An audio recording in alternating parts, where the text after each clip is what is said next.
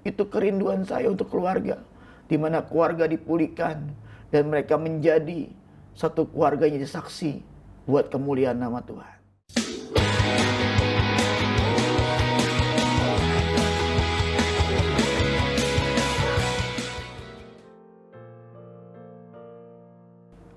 Waktu saya pergi ke salah satu daerah di Kepulauan Riau, waktu itu saya diundang untuk saya seminar narkoba di sana. Pada saat saya datang ke sana, ada satu yang merobek hati saya pada saat yang mengundang saya bicara. Kalau 2 minggu yang lalu, ada 7 orang anak yang meninggal karena narkoba. Tempat yang saya layani adalah desa. Tempat yang saya layani itu jauh dari keramaian. Saya bilang, apakah narkoba sudah ada di sini? Mereka bilang belum. Tapi apa yang terjadi?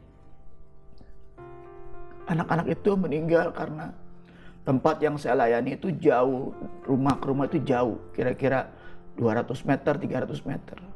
Dan tidak ada mall, tidak ada apa-apa. Setiap malam minggu anak-anak itu tidak ada tempat bermain. Jadi mereka ngapain? Ada beberapa anak yang ngumpul di rumah kosong. Mereka minum komik. Mereka minum minuman campuran macam-macam. Tapi yang bikin gawat, yang membuat saya sedih, mereka punya motor itu motor yang knalpotnya besar dan mengeluarkan asap yang begitu banyak.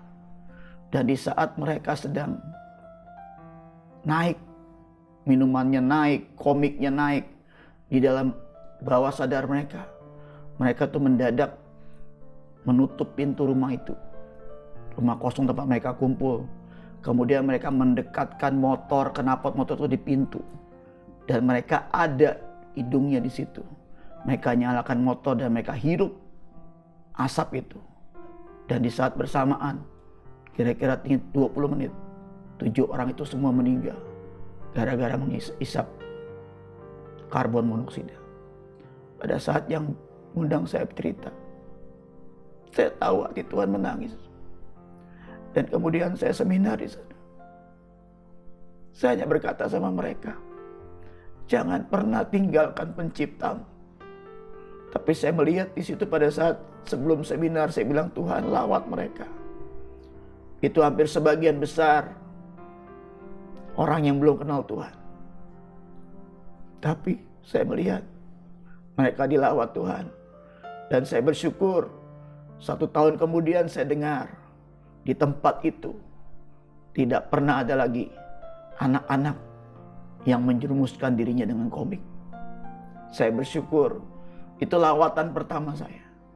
Lawatan kedua saya pada saat saya diundang ke satu daerah di Banten, di mana daerah itu adalah daerah yang tidak ada sama sekali anak Tuhan.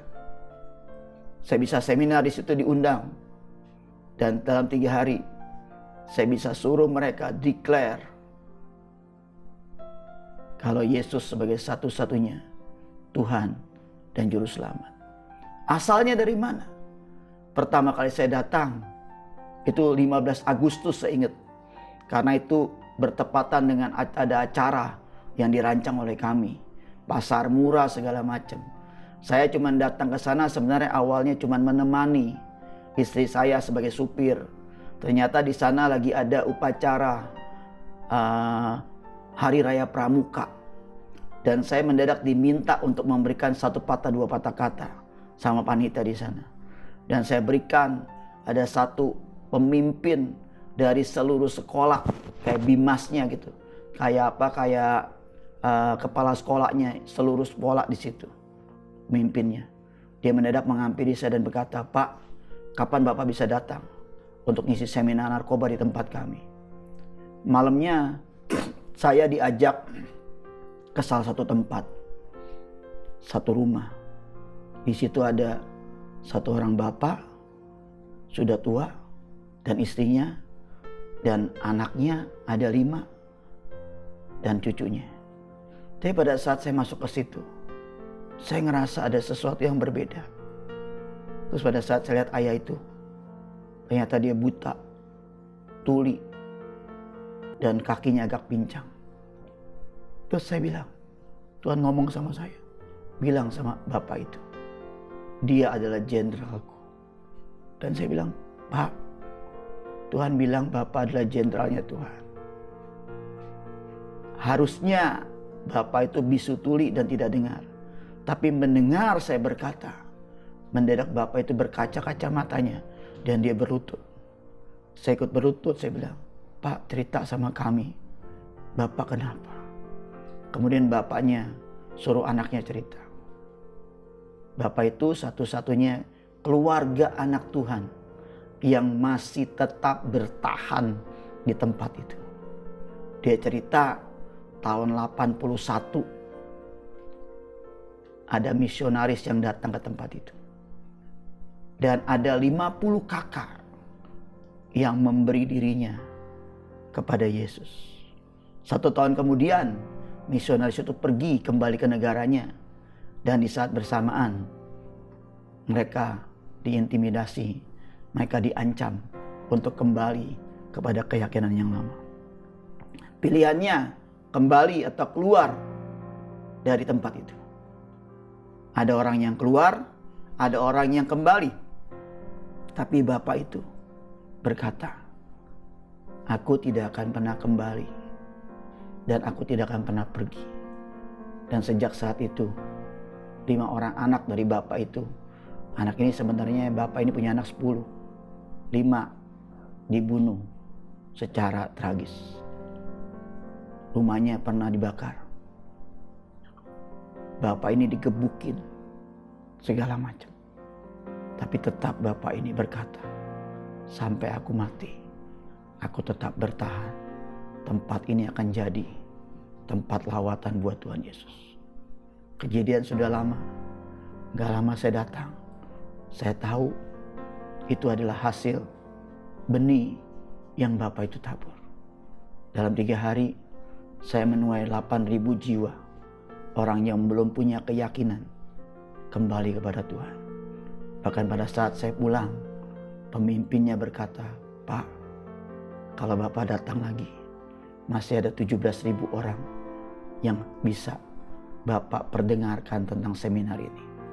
Saya benar-benar melihat itu lawatan yang pernah saya alami. Dan sampai hari ini tidak pernah bisa saya lupakan. Hati Tuhan untuk jiwa-jiwa begitu luar biasa.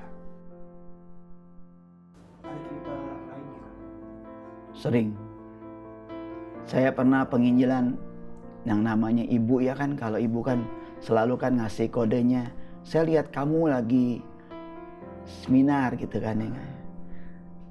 Ayo waktu itu ibu ngomong, saya lagi lihat kamu lagi seminar di pesantren-pesantren, musola-musola. Saya bilang, siap. Namanya saya orang sanguin kan. Saya seminar di sana, di satu daerah Cianjur.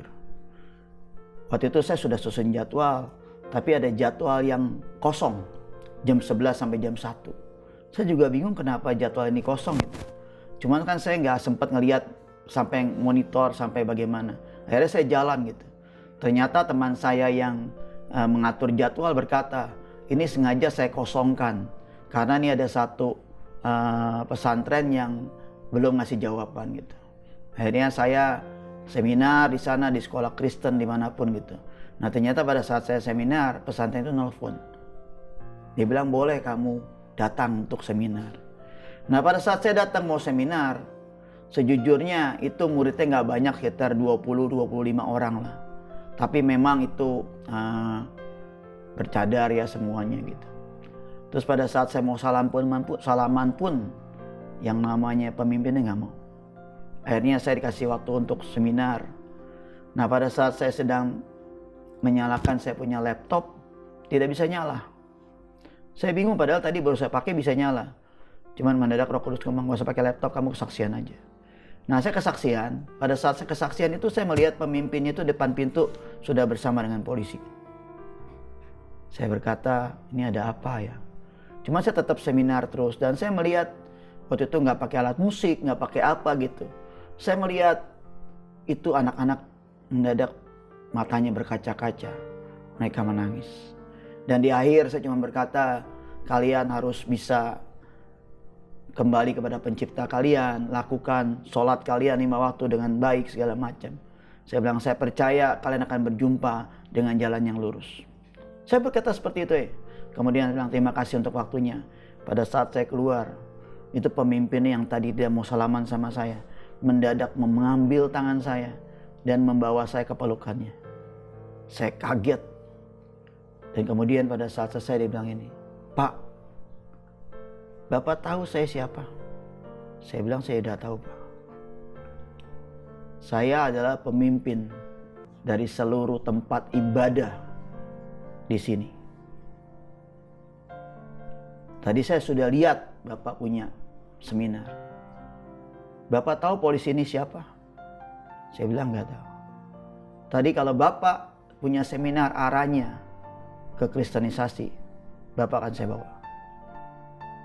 Tapi karena seminar saya Bapak tidak ada unsur seperti itu, saya tidak jadi bawa Bapak. Tapi saya appreciate sama Bapak. Bapak catat nama saya, Bapak catat handphone saya. Mulai hari ini Bapak mau pergi kemanapun tempat ibadah kami, kalau mereka melarang telepon saya akan suruh mereka buka pintu buat Bapak. Dan saya melihat itu satu hal yang Tuhan kerjakan dalam hidup saya. Terus kemudian mungkin ada pertanyaan, pernah gak saya ditolak? Pernah. Pernah gak saya diusir? Pernah. Tapi yang anehnya, pada saat saya diusir setelah saya sudah selesai. Saya pernah seminar di salah satu sekolah, sama seperti kita. Saya sedang seminar, ada teman saya main keyboard. Mendadak anak-anak dilawat Tuhan tanpa saya tumpang tangan. Kemudian kepalanya melihat, dengar ada suara-suara nangis. Saya diusir dan saya pulang. Tapi saya percaya benih itu tidak pernah sia-sia. Kenapa saya percaya seperti itu? Hari ini saya baru tahun lalu saya bertemu dengan satu orang anak yang waktu saya khotbah, dia menghampiri saya selesai khotbah, dia berkata, Om kenal saya enggak? Saya bilang saya enggak kenal. Saya adalah anak di sekolah ini yang pernah Om datang. Saya kaget. Mendadak Tuhan bilang sama saya, benih yang kamu tabur tidak akan pernah sia-sia. Ada pengalaman lagi sih, kalau mau lebih gila lagi Tuhan. Tuhan itu menurut saya gila lah. Cuma bukan dalam arti gila negatif ya. Menurut saya kalau hati kita berpaut sama Tuhan, Tuhan itu lebih memberikan kepada kita. Saya pertama kali saya disuruh ibu ke penjara. Waktu itu ibu bilang, saya kagak mau kamu pakai gereja. Saya mau kamu benar-benar masuk ke tempat penampungan. Akhirnya waktu itu kami pertama kali itu pelayanan penjara. Saya ikut dengan teman saya yang punya psikiater. Saya ikut dengan mereka, pakai bendera mereka. Akhirnya di tempat penampungan itu ada sekitar 250 orang lebih lah. Kami dibagi, kami ada 10 fasilitator. Akhirnya kami ngobrol segala macam. Kemudian selesai saya ajak mereka berdoa menurut ajaran masing-masing. Nah pada saat saya pulang, ada satu bapak-bapak yang memegang tangan saya. Dia bilang, Pak, terima kasih Pak atas doanya Pak. Saya ngerasa doa Bapak tadi ada sesuatu yang berbeda dengan diri saya. Dia bilang gitu. Oh puji Tuhan, saya bilang. Bapak mesti doakan saya lagi Pak. Atau Bapak kasih saya uang 50 juta. Saya bilang dalam hati saya, ini orang baru kenal udah nodong saya ya kan. Terus saya bilang ini, saya nggak punya uang 50 juta. Kalau saya boleh tahu buat apa ya, saya bilang gitu. Terus dia cerita sama saya. Dia adalah pengedar narkoba, ketangkep. Dan dia ternyata seminggu sebelum saya datang, dia sudah dituntut sama jaksa 4 tahun penjara. Jadi minggu depan dia akan mendengarkan vonis. Nah dia bilang sama saya, Pak, pada saat saya keluar Pak dari ruang sidang, ada yang nawarkan saya Pak, siapkan uang 50 juta, hukuman saya di bawah 2 tahun. Terus saya bilang ini, saya tidak punya, tapi saya punya Tuhan yang akan menjawab doamu. Boleh Pak, doain saya Pak. Terus kan saya tahu sedikit, saya bilang nanti malam kamu sholat tahajud ya. Apa itu Pak sholat tahajud? Lebih tahu saya daripada dia. Saya bilang jam 2 pagi kamu doa, biarkan Tuhan pencipta kamu yang akan menemui kamu. Udah. Terus pada saat saya mau jalan, ditarik lagi tangan saya. Pak, satu lagi Pak. Apa? Doain pacar saya Pak. Kenapa pacar kamu? Kemarin pacar saya datang Pak. Saya udah cinta sama pacar saya Pak. Tapi pacar saya memutuskan saya. Karena calon mertua saya tidak mau punya mantu mantan napi Pak. Oke, kamu nanti kalau ketemu dengan Tuhan, kamu bisa minta sama Tuhan. Saya nggak pernah ketemu lagi. Tapi kira-kira 2 tahun kemudian saya sedang jalan di lampu merah Pramuka, Salemba. Saya sedang jalan, waktu mobil saya tidak ada kaca filmnya, alias terang. Saya sedang lampu merah berhenti, ada pedagang asongan yang ngetok-ngetok saya punya kaca. Saya bilang enggak mau. Saya ada air, saya bilang gitu. Tapi dia ngetok-ngetok kaca tuh, saya bilang, Bapak kenal saya Bapak? Saya buka kaca. Kenapa Dek? Bapak kenal saya enggak? Enggak, saya bilang. Dalam hati saya, kalau saya bilang enggak kenal ntar saya dimarahin. Lupa-lupa ingat saya bilang gitu tuh. Apa yang terjadi? Pak, saya orang yang dulu di penjara. Saya bilang yang mana? Orang saya pelayanan penjara banyak. Mendadak lampu hijau. Cuma saya penasaran kan, saya bilang, udah duduk, saya bilang, ayo duduk di sebelah saya bilang gitu. Duduk sebelah saya minggir. Bapak tahu nggak saya siapa? Nggak tahu, jujur saya lupa, saya bilang gitu tuh. Bapak saya ini yang waktu itu Bapak doain agar vonis saya di bawah 2 tahun. Oh, saya langsung ingat. Iya, saya bilang, kenapa? Kamu sudah keluar, saya bilang. Sudah Pak, puji Tuhan. Saya kaget. Puji Tuhan. Iya Pak. Dia cerita sambil nangis. Pak, malam itu Pak, saya sejujurnya Pak, saya nggak pernah, saya udah jarang banget Pak sholat. Tapi saya sholat. Apa yang terjadi Pak? Pada saat saya sedang taruh pala saya di lantai, saya cuma bilang gini, ya Allah, aku mau ketemu dengan Tuhannya Bapak tadi. Apa yang terjadi? Saya mendadak nangis Pak. Pada saat saya nangis, saya merasa ada orang yang datangi saya. Dan kepala saya dipegang. Dan saya merasakan kedamaian yang begitu luar biasa.